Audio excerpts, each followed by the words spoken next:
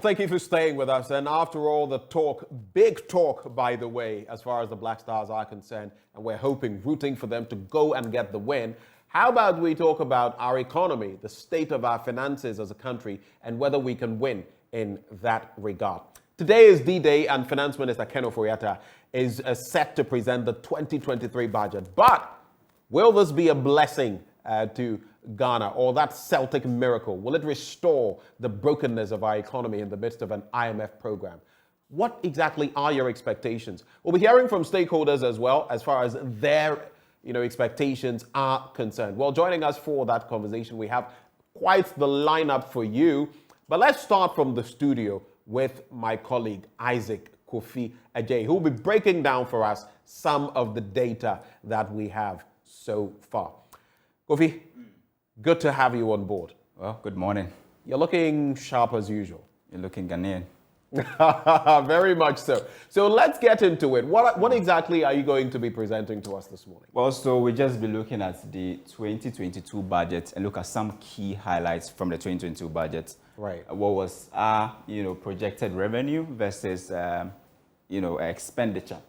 Okay. If you look at what we have here, we projected to raise an amount of 100.5 billion Ghana cedis and also spend some 137.5 billion Ghana cedis. But along the line, we realized, we can't raise 100.5 billion. Neither can we spend 137.5 billion cedis. So we revised it from 100 to 96.8 billion cedis.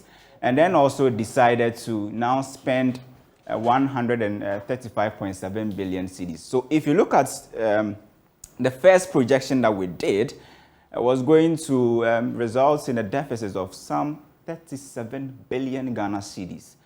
And then we had to do a revision from 100 to 96, then from 137 to 155. Yet we still saw the deficit going up from 37 billion to 38.9 billion. So Ben, although we reduce our expenditure, also cut down on our revenue, we're still seeing deficits rising from 37 billion to 38.9 billion. We actually got this data from the 2023 budget preparation guidelines released by the Finance Ministry.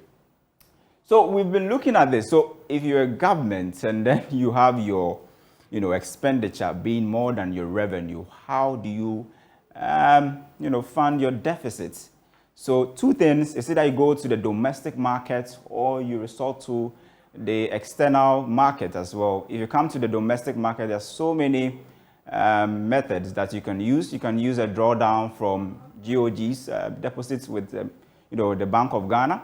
And then also we have government can decide to do the treasury bill approach or do overdraft. Well, we've seen this year government getting some 22 billion cedis from the central government as a result of an overdraft.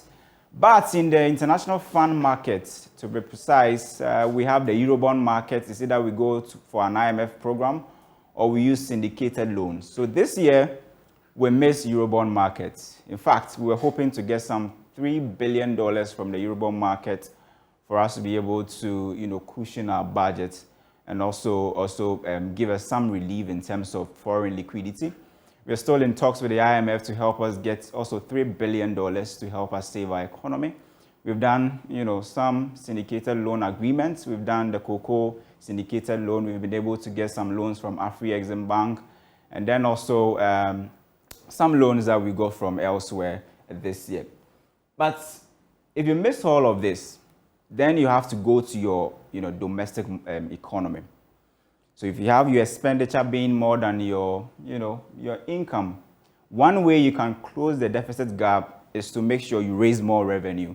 Raising more revenue, probably you can be expanding your tax net. So we've had, people say that probably today the finance minister will introduce an upward adjustment of about 2 percentage points on the VAT, or the value-added tax that we have. So we have for you taxes on goods and services that as a country we charge currently. So we have quite a number of them. So if you do the breakdown, we still have some excise tax, we have duty, and then petroleum taxes. So this year, In total, we're hoping to get some 80.2 billion cedis from tax revenue.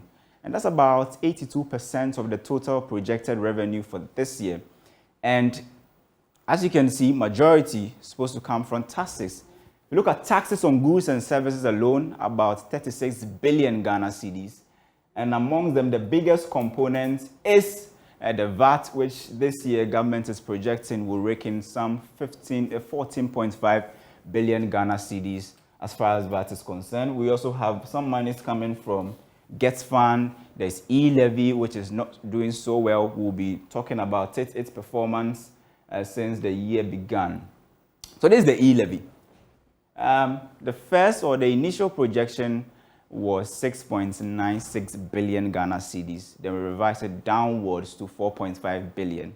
Now, even with this 4.5 billion, we had to still revise downwards, Ben, to some, I think, 650 million. Yeah, so it means we started off with almost 7 billion, and we've revised it downwards to some 650 million. Oh, even with that, we're not getting our target revenue. From the 6.96, we revised it to about 4.5 billion. 4.5 billion, and now I think it's 650 million. Right, exactly. Right. Because I think in the first month, was it May or June, we raked in just about 7%. Absolutely. The following month, about 10%. And it was clear that we're not going to get meet our target, so we had to revise it downward. So if you look at the data, if you're still using the 4.5 billion that we targeted, it means if you look at first and second quarter of the year, we just got 6.2%, and if you're still using the 6.9 billion, we just got 6.4% of our target revenue. So to have, a target of 1.5 billion and get 93 million, that should tell you that you are far away from your target, and the variance is huge, and it actually affects your total revenue or total projected revenue. So no wonder we've seen total revenue now coming down, the projection now being reduced from 100.5 billion to some 96.5 billion Ghana cedis. So that's what you have. If you look at the various months and how much we got from e-levy, targets versus provisional, I must emphasize that this data we're using is provisional data from the Ministry of Finance, their own fiscal data that they publish on their website. So May, we just got 8% of our targets. In June, we got 12.99% of the target revenue. So we're not doing so well with the e-levy. But moving away from, revenue, let's go to expenditure for 2022. Expenditure for the entire year is about 137.5 billion. We know it has been revised to 135 billion.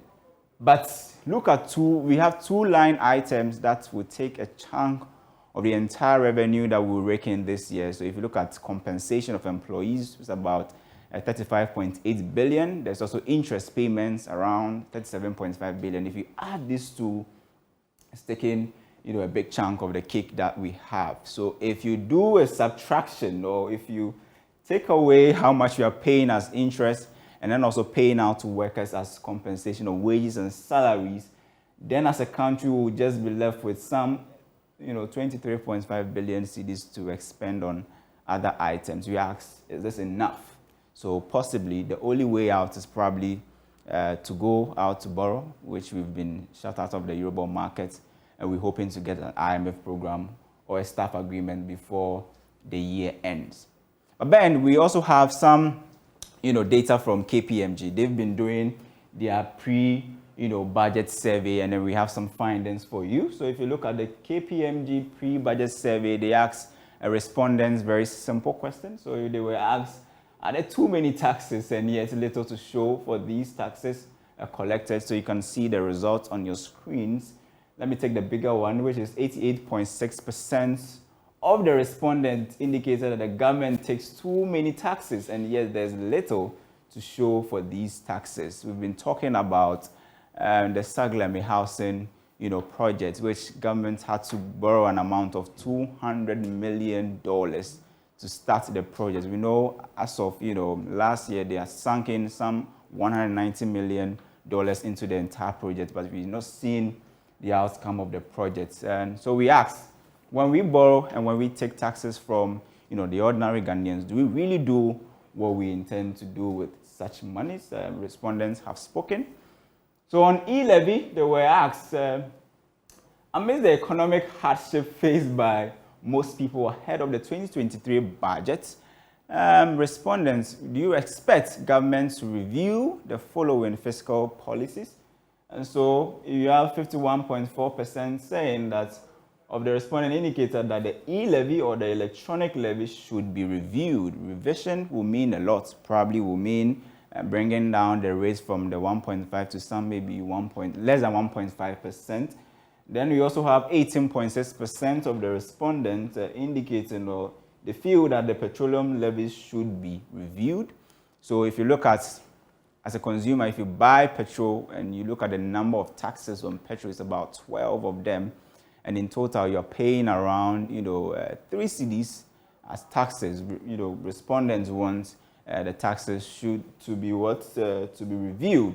We have 4.3% also responding that, a government expenditure or procurement contracts should be reviewed. They feel that this is actually contributing a lot to the expenditure. So 25.7% of respondents felt the importance of tax duties should be reviewed. So we have a whole lot of respondents giving out their opinions during the survey.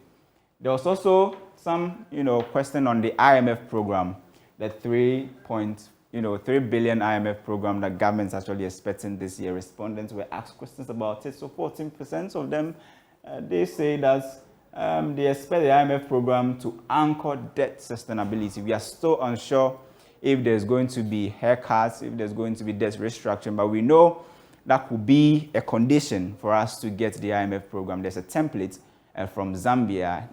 They actually got a staff agreement as far as, I think December 2021. It took them 6 months to do a debt restructuring and finally got an IMF program in October this year. They've started and the economy is doing so well. They've been able to reduce inflation from double digits now to single digits. And the Zambian kwacha is now one of the best performing currencies against the dollar as we speak. So if you have 69% of respondents expect the IMF program to restore macro stability. Macro stability is a key issue now that we really have to speak about. We've seen inflation rising from 13.5% now to some 40.4%. 40.4%, right. Exactly. You've seen producer price inflation now hovering around 65.2%. We've seen our debt stock now about 450 billion as of July. A whole lot of things going on as a country. We are spending close to 35 billion of our income on interest payments. Respondents want the IMF program to focus on macroeconomic stability. We also have 16% of respondents expect the IMF program to promote inclusive and sustainable growth. So we've been talking about pro-poor policies, and we know the IMF program will go heavy on that as well. Just 1% of the respondents believe that the IMF program cannot help address the economy. But we've seen, I think, templates elsewhere that the IMF program is really working elsewhere. It's really helping some economies to restore, their macro stability. I spoke about Zambia. They are doing so well. But we also know a whole lot of countries that now have an IMF program and they are about to start. So the respondents spoke on the type of debt restructuring respondents expect government to do. As I said, we are not sure the form that our debt restructuring will be, whether it's going to be domestic, whether it's going to be combined or just external. Respondents have spoken.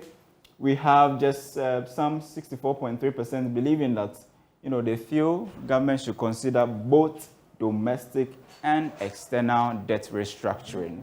We also have 22.8% also believing that government should just go so with the external debt restructuring. 7.5% say they do not want any debt restructuring. So we'll hear from the finance minister this morning. We'll see whether there's going to be a haircut. And if there will be a haircut, we'll see the form that haircut is going to be. So, Ben, that's what we have, excess from this year's budget and how far we've come as far as revenue generation and also expenditure are concerned. Thank you so much, Isaac Kofi-Atta, there, sharing those details with us in terms of what the dynamics are from the 2022 budget And of course, we can make some predictions from there when it comes to the 2023 budget. Already, there has been a hint that we could increase VAT. What can we expect in that regard? Let's go over the phone lines and via Zoom as we have our interactions this morning. On phone, we are joined by Dr. Charles Nyaba, Executive Director, Peasant Farmers Association. We also have joining the conversation for now, for starters, via Zoom, William Edum Ado, President of the Pharmaceutical Importers and Exporters Association of Ghana. They both join the conversation. William, Charles, a very good morning to you.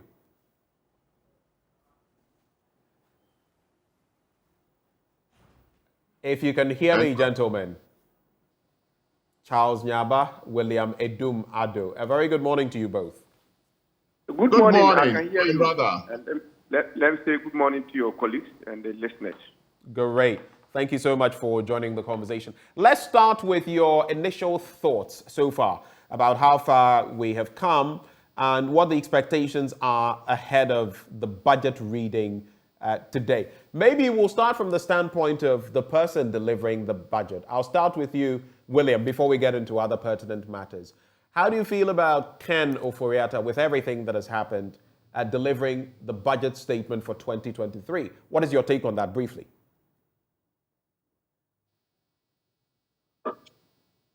His performance or what?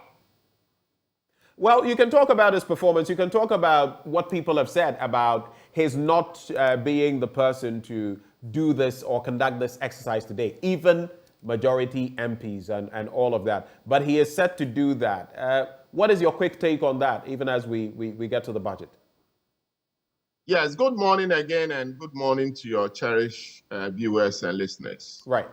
As a country, we've been reeling under very severe economic pressure, and it's not been a palatable situation at all, especially for we, the business people, because the current situation has really depleted our capital by more than 50 to 70%, which is not good for any business institution, especially when we are trying to build institutions that can match up to others in other countries, because it takes the private sector to make countries grow.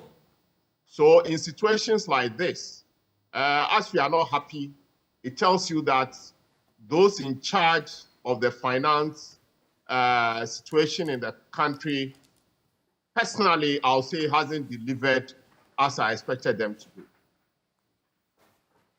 Okay, so that would, and of course, the finance minister is the arrowhead. So basically, the finance minister himself too has not delivered as you expected him to. That's what you're saying.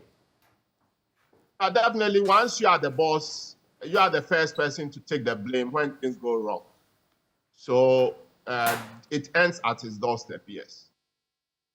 With him. Thank you for that brief initial submission. Let me take same from Dr. Charles Nyaba. Dr. Nyaba, what's your take on that? Yeah, good morning again. Let me say good morning to my colleague from the Pharmaceuticals. If you look at the sector we operate from, it's actually the foundation of the Ghanaian economy, because we produce for both industry and for consumption. So if anything goes wrong, then it affects both production and consumption. So if you look at since the finance minister resumed power from 2017 to 2020, to be very frank with you and then to be sincere to the finance minister, if we want to credit the sector performance to the finance minister, then one would have said that at least they've done better. Because if you look at agriculture performance in terms of growth, from 2017 to 2020, we've seen significant growth in most of the commodities that we produce. Right. But after the COVID-19 and the outbreak of Russia-Ukraine crisis, the way the sector went down presents a different picture. Our inability to be resilient towards these factors means that all the policies were gearing towards importation. So any external shocks then affects that.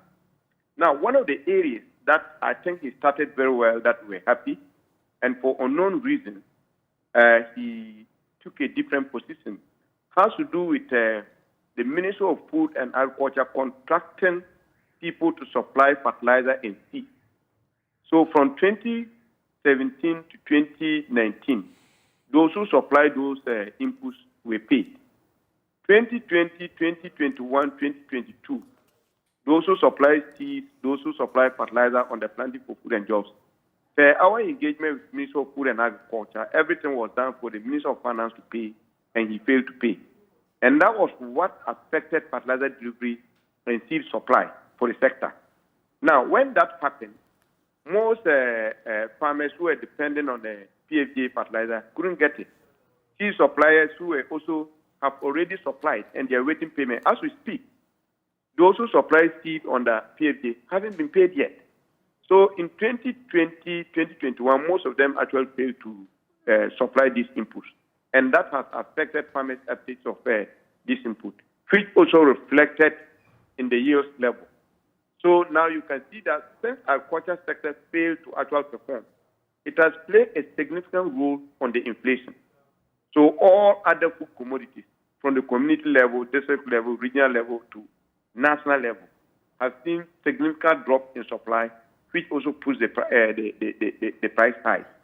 So if you look at it from that angle, I'll give him 50-50. He started well, but for unknown reason, his policies to let the economy be resilient in terms of external shocks, he failed to do that. Right. Let me go back to William briefly. And now you've already started focusing on sectors, Dr. Nyaba. So let me go to William on saying, the pharmaceutical sector, when you look at budget 2022, how did it impact the pharmaceutical sector, especially in recent times, hearing that it was going to be cash and carry for even those using the National Health Insurance card and all of that. How did the 2022 budget affect the pharmaceutical sector? And moving forward, what are some of the things we can do, you expect to see in the budget? Thank you. As you said, cash and carry.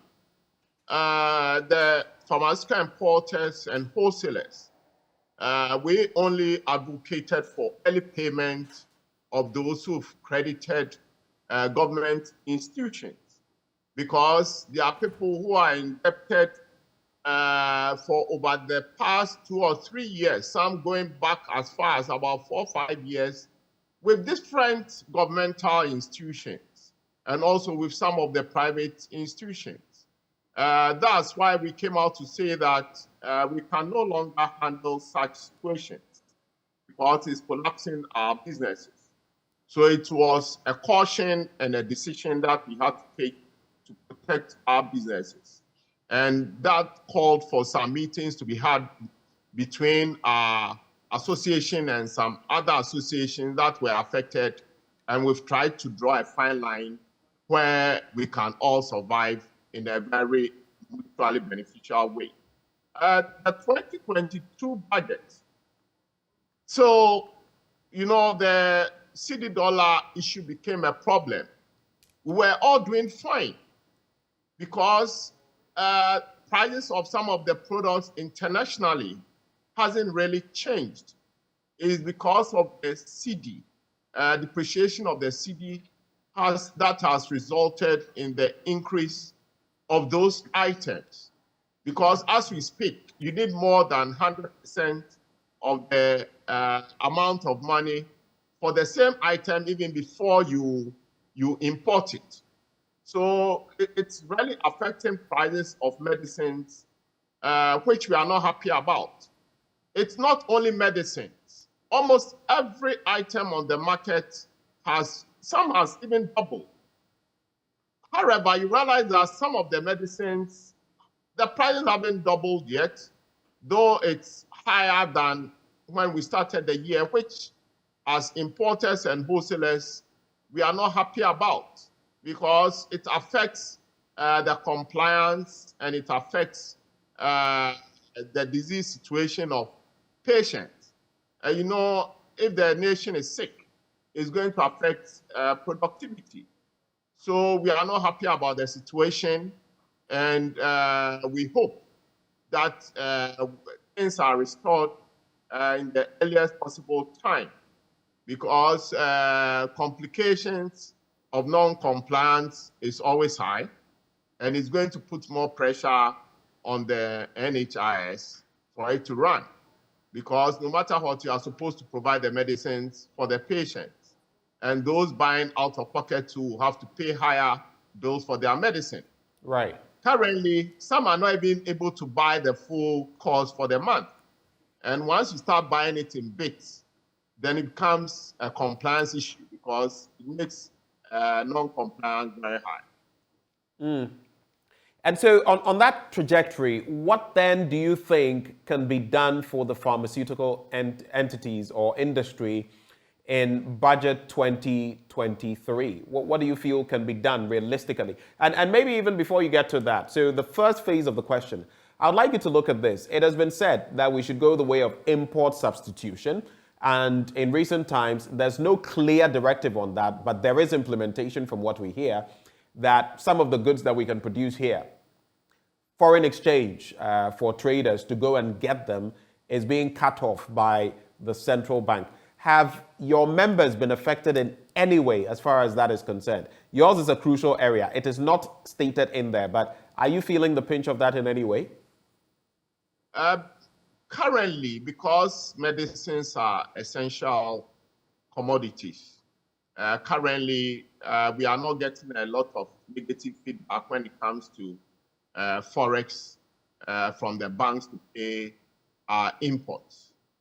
However, is the rates that is creating problem, because once the rates goes high, then you have to also adjust your price as such, which we are not happy about, because it affects the health of the nation.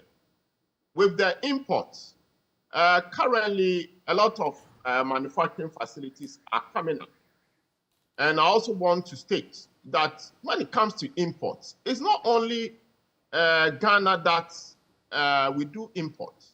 We also do exports. We have our gold, we have our oil, we have other natural resources. We have to look at how much we are getting from those sources. Because even in Germany, in China, I don't know any country that doesn't import.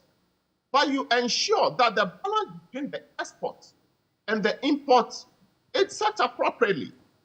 Because currently, I don't even have a feel that we have oil in this country. I don't know whether you have the same feeling. I don't feel that we have gold in this country. I don't.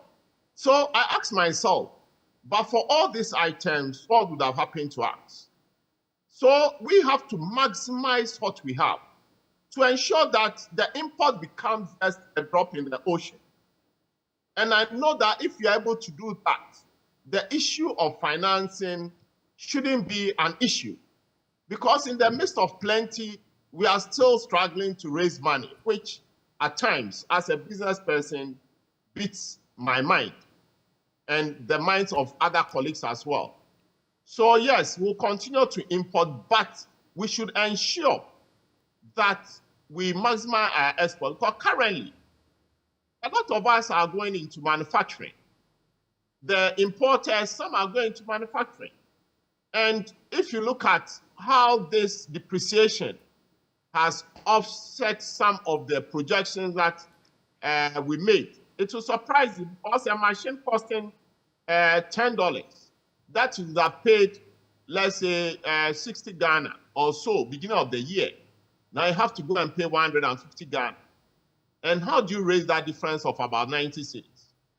So in fact, once the cedi depreciates, it just messes up all the projection for growth for a country. And it's affecting the pharmaceutical sector as well. So tell me, as far as budget 2023 is concerned, and Dr. Nyaba, I'll be with you shortly on the same trajectory. What then would be your expectations? What are you looking forward to beyond the forex issues and all of that? What are you looking forward to seeing in the budget statement that will give hope to you as importers and exporters when it comes to pharmaceuticals? Yes, thank you. We have to have the assurance that the currency is going to be stable. And also, if possible, we should have special tax regime for medicines, because medicines affect the health and productivity of a country. And also, we expect that NHIS funds or levies collected should be ring-fenced to ensure that monies collected under the NHIS fund are used essentially and strictly for those health situations for the purpose for which it was created for. Because once we do that, it's going to reduce indebtedness to suppliers, to the government institution, which is also going to help our manufacturers, as pharmaceutical manufacturers or importers, to also have their money to be able to make sure that essential medicines are always available on the market for the health of the nation. And also, the issue of galamsey is worrying a lot because, you know, they use chemicals which affect aquatic life, and it's also possible for it to enter into the food chain. So once it enters into the food chain, no matter where you are in this country, once you consume that food over a period of time, it's going to have effect on one's health.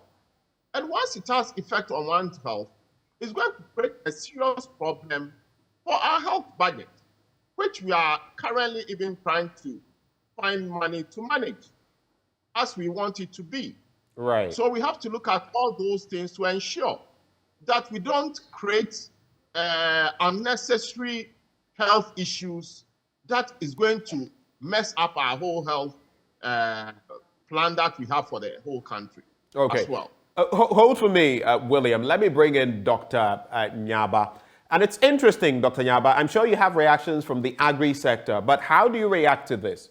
We also know, per what the Finance Minister Ken Ofori-Atta tells us, that some 28.3 billion Ghana cedis have been used to improve the quality of life of Ghanaians in the last 6 years. And there is quite a breakdown. I'll get to some specific areas, but when you look at one of those he mentions, increasing food production and security through planting for food and jobs. It has led to a 71% increment in the national production of maize and 34% in paddy rice. I just wanted to start with that. But the other items listed include providing needed infrastructure to support decentralization, supporting 1,765,977 Ghanaian students under free SHS or TVET, enrolling 15,656,160 Ghanaians aged 15 years and above on the National Identification Program.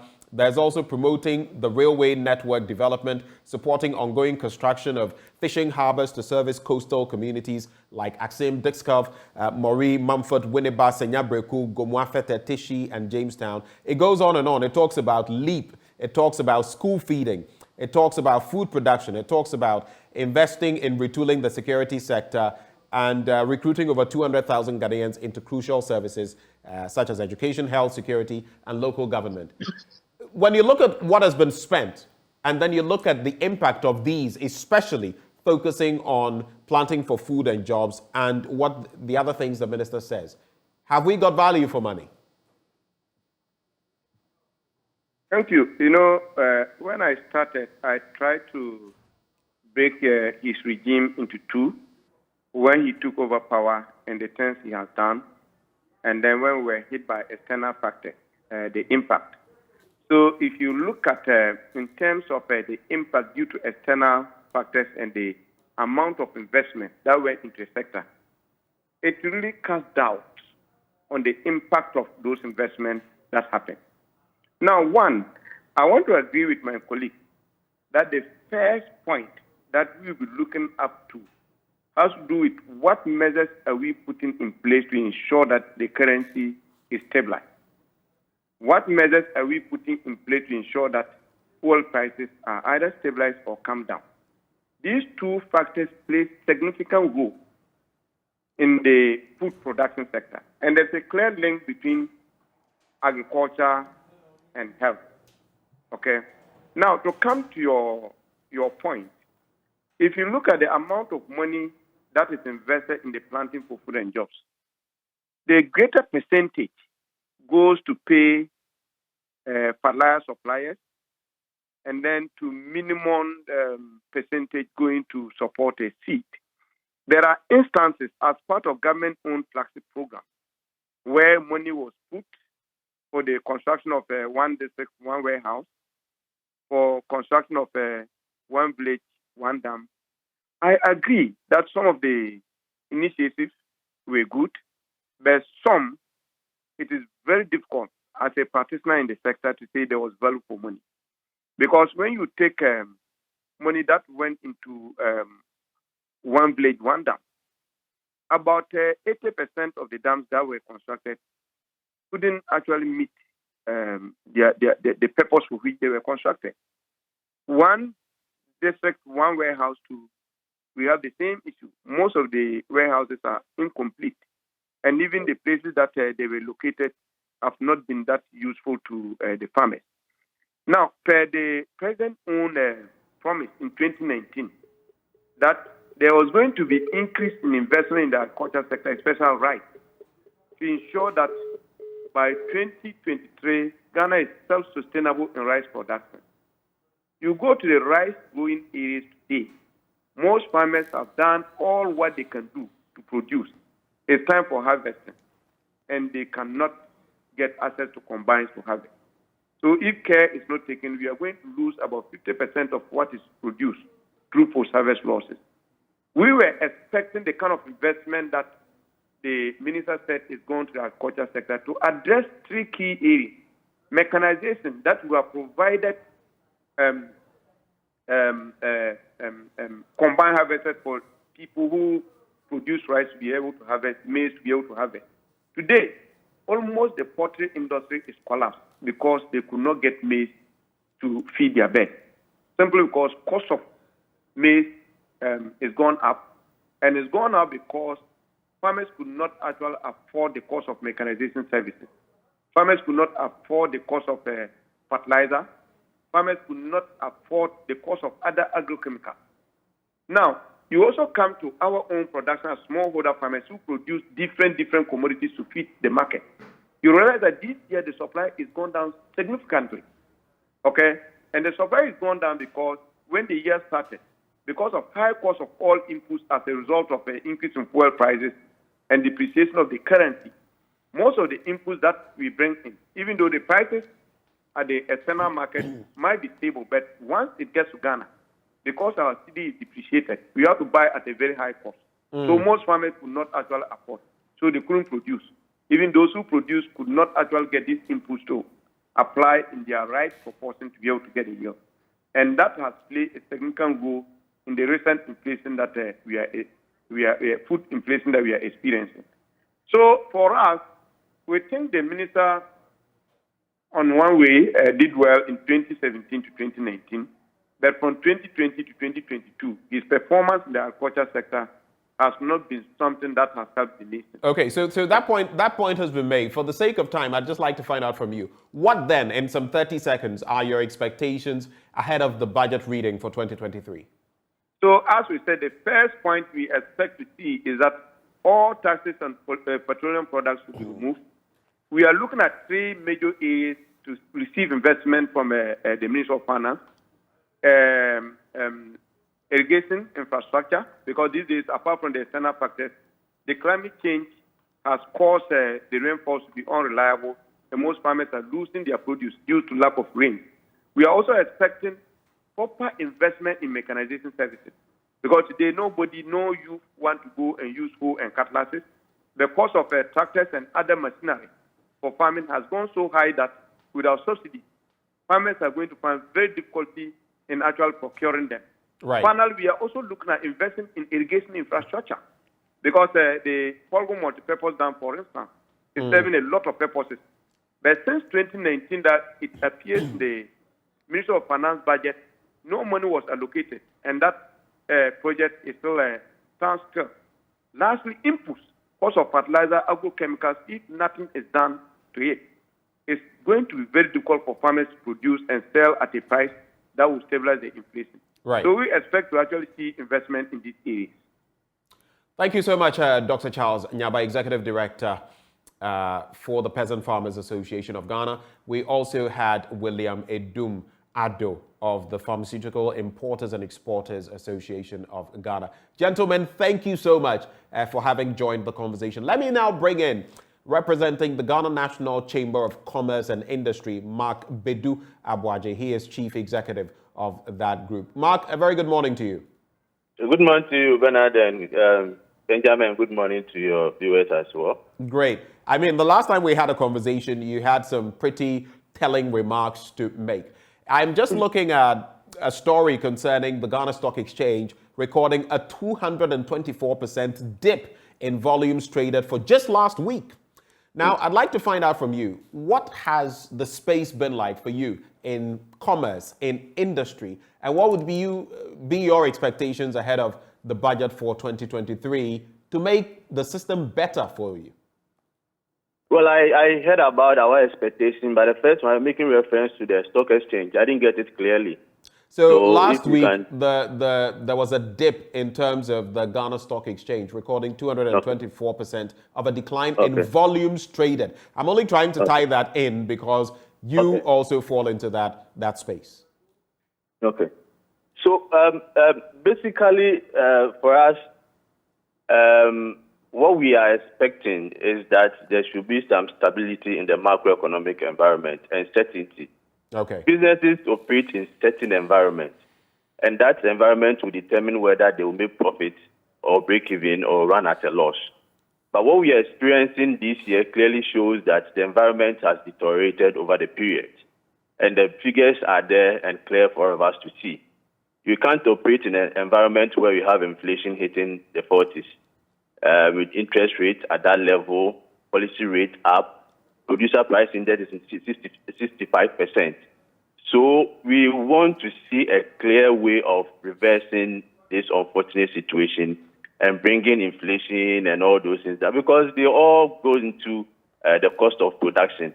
And we can also always transfer this cost to consumers. So stability is key. And that is what we are expecting, that first, we should ensure that all the policies are geared towards ensuring that we reverse all these macroeconomic variables to their normal positions. The other thing also has to do with, I've heard discussions about taxes. And it's unfortunate what I'm hearing, if it's really true. But I believe that it's not true. Yes, about VAT and other things. And I believe and I pray that it's not true. We have so many taxes and levies in this economy. And most of these taxes and levies are on businesses. So combined with the other factors of this macroeconomic situation and the fact that the business is paying off taxes and levies, there is no way any business will be able to produce at a competitive price. So what we are doing to businesses now is we are saying that we want to kill you, the short and simple. Because if you want businesses to produce at a competitive price, then you give them the incentive and give them the leeway to also price at a level that will give them the revenue to make their profit. But what we are seeing now is not the case. We have made a case that increasing revenue from taxes is not about introducing new taxes and also increasing the rate of existing taxes. The loopholes and the leakages and the fact that we are not efficient in collecting our taxes is the bane of our economy. So attention should be given to efficiency in collection of taxes, which as a chamber we are ready to support and sensitize the business community that there's a need for them to pay all these taxes. But if you keep on increasing the taxes and introducing new ones, definitely people will have a way to avoid some of them, because some of these taxes are avoidable. And a clear case is the e-levy. There is a clear substitute that if I don't want to pay through the electronic system, right, I can take a car and go and pay, looking at the cost of it. And I was, Mark, I was just about to get to that. Would it be a good substitution if the VAT were increased to the 20% that people are speaking of by some 2.5 percentage points, and then the e-levy was slashed to maybe 0.5%? Would that make sense? No, because in the VAT, if you look at it now, it's about 19.5. Right. If you look at 12.5, 0.5, but you add the GET Fund, NHIL, and all those things, and COVID levy. We are way out of COVID. I don't understand why now businesses are still paying COVID levy.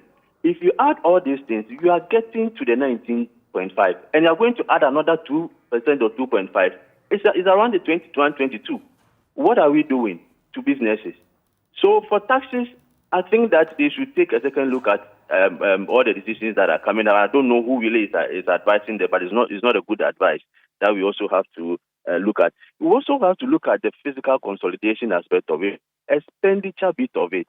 We are in this situation, this mess, because of excessive expenditure, which has translated into excessive borrowing. Let us look at, thankfully we are not in political season, and I don't expect that there will be slogans and a lot of this expenditure trying to win political power. Let us be realistic with this budget, with figures that will be able, all of us, to get a revenue to support the expenditure. If you look at an expenditure item that we think that is not relevant at this time, because what we need is to bring stability, let us hold on with such expenditure and ensure that we stabilize and then get a revenue. If you are running a smaller budget deficit, it means that you will not have to go and borrow to support the deficit. What we have realized is that now that the international market is close to us, the Eurobond market, all the deficit will be financed locally, which means that government will be borrowing from the local market. And when they do that, they crowd out the private sector. Okay. Now, at the high interest rate, you go to the bank, and the possibility of you also getting a facility is also difficult because the government prefers to give the banks prefer to give the money to government at a rate that they think that they can make profit and is also secured, thinking that the private sector is risky and will not be able to pay. So when you put all these things together, it is not good for businesses. This is a government that came on the basis of moving from taxation to production. What has happened within this short time that you are now moving from production to taxation? If you look at the previous budget, they said they want to ensure entrepreneurship. How many businesses have been created over this year? The businesses that are already there are dying because the economic environment is not conducive. So you can't increase tax again and say that you are supporting entrepreneurs. Right. Fiscal consolidation, what have you done?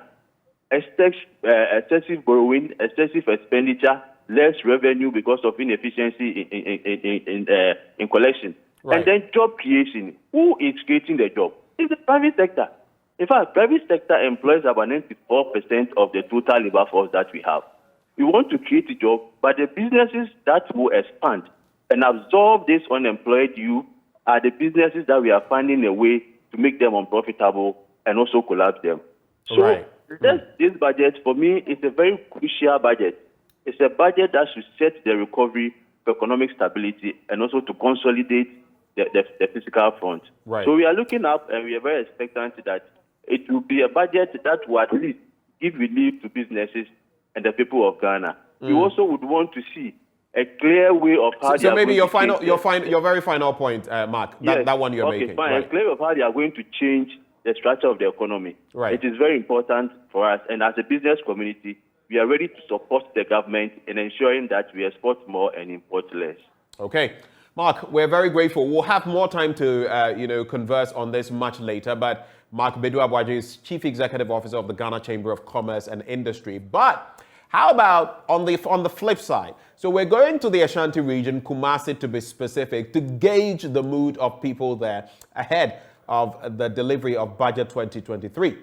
My colleague Emmanuel Bright-Kweku is standing by to sample the views of people in the Ashanti region, specifically Kumasi. Emmanuel, if you can hear me, take over and have your interactions. Let us know what the people are saying. All right, so Benjamin, we are right here at Eija Station, specifically the Tech Junction, and it's a bustling and bright morning over here. And as today being the moment everyone is looking forward to, today happens to be the budget reading from the Finance Minister, Ken Ofori-Atta. And with the current economic crisis befalling the country, citizens and even some non-citizens are complaining bitterly of how this exacerbating economy is biting so hard on them. So I have a station master here with me, and we'll find out from him what the situation is like, what we should expect, what he is expecting that the finance minister will talk about in his 2023 budget statement. Eja Machi. Yeah, Joe. Pacho na ye pesi ehu. And then I should share every finance minister last year or the e-levy buy. What are you expecting from finance minister? Finance minister, that they are expecting one say, "Sa taxes now, we say that petrol no soon time, or mama raise petrol no high no." Any empire say, "Ombeti sa taxes ne free so." Now my say transport union, then say why high because the petrol no bo kosra, obi e fro car no any passenger na eku. Nti they expecting so better taxes no so na my so estimate tofu ani estimate dey adwuma. And yen show now sisi abrabo mu etisen obi a complain say na also dey ete. Sisi abrabo ne dey enkoyi kura nye easy kura o mine because scanner obenya no awunya ya na dey to aduane sika aduane no so kura enso o mine bibia ya tutu bibia bo kosoro. Nti se wan tete ne ma so amayen so ye ho anhare a bibia be ye ayama ntini. So that's a station master here at the Eja taxi rank. He says that he's hoping that the finance minister will talk about a reduction in the petrol prices or the fuel prices on the market. Already we had the president assuring that he will bring in more cheaper sources of fuel. I also have an old man. He's been in the system for quite a while. Daddy, udini ade? A friend in the much boy Jan. Okay. Now, Daddy, Yenshedena who expect it. Before that, you know, saying Abrabo echo amount. Oh, Abrabo dear. Me and Cassia woman, no. Why you know why you're Juma? We need it. If you ask it 20 years, if you ask, yeah, you will be anything you see that. You will be anything Bob Blay. And now, what's that? No credit or petrol boy. But $1 petrol, yeah, petrol in you. That's here the Quaratra. It in na kwa brochire ana de dollar so so ne de kwa kradeba se dollar no antima ma from dia se about the taxes so kra da petrol so a still our petrol the board be kosoro because what is in that dollar na raise ya obesa wo mo kradeba no e be sa de akosoro it is an ate na me de me expect yan akasa ne se aban wan kra fuwe ne se de kane no kra no na broni free be subsidy e da so na bana tete so kakra ma drivers na yeso ya tode de aye adwuma na yese nkofo ekrai omo so taxes go aban so antase omo a omo kwan so ntimi mfa so do wa bra yeso ehia development eti me hia ne se aban no onye no won kra na nye obi ne kra na ne wono a kraba emfa so no na ne dia crude oil no o de ba ya refund na ha ene ma ewon bia na ya ba na so mfa so no ade devolve to mine no na so obi kra dia dia refund no na o de ba dia say de da bia na yete akwasi yete dada mu ti me dia no na Eja, how long na why business in asisi anso say na akwasi o taxi driver no me kasaro me started driving 89. We about technique as alajo. Na me ye adwuma wo PNT Ghana Telecom Vodafone. Eti me say 15 years mu be na maba commercial mu. That time kra ba commercial mu na ba na nekra. Binim say a free buzi anomo ne e champon no kra sojafo nyina wo mo na nekra petrol. Atame so no nekra. Mahama ba na mahama say amafo eda adwuma na no omo hwe sika ni ye omo hwe ni ye e ma bible ka eti nkofo nkramra so asa na ma wo dia ahoma so de nan wo twe no anoma yeso wo ko na wo twe no mo na mo kra petrol de bra and I said dollars so boy den eti saka adwen pa de ta kire se nkofo krama abanya mfaso ro enye mi hu se nka ya adwen pa eso so kire se na kwa eno me na amaye eti abanu ankrafu we no de on famra na ye hu de esia ye nti budget no o hwe nim sa ban no finance minister be kan bibia fa wana say de enei de highlight enei am be de me kan highlight na ka before say finance minister be call parliament no and am ba e dia ka betimi no maka say ne be to ma omo say mesra wo mo a aba no nye no nkra But say the islet the one who are taking decision away. The expertise of the member never asked and Palma. So that's also a man who just said that he's calling that the government actually imports these fuel sources itself from the international markets. We'll be trying to engage with other drivers over here and then find out what more they are expecting from the finance minister's budget statement. Pacho, good morning. Good morning. Pacho, now do you day? FM Derek. Derek, na yɛn show and the finance minister ebe present budget. And then I will share him oya driver ni ana impo ofie asem say na wo hwe ya tutu nyoma bebre mu then I will share him say finance minister beka. Oh, there you say fuel price na cost ro no there. Obetima ye hu bibi amaye. Aban ne de wa bɔ no homodin papa wo nyoma bebre mu. De ka se o nye bibi a na ye twantro. Wa ye ade. De obeya no aye na mum dollar no fuel no.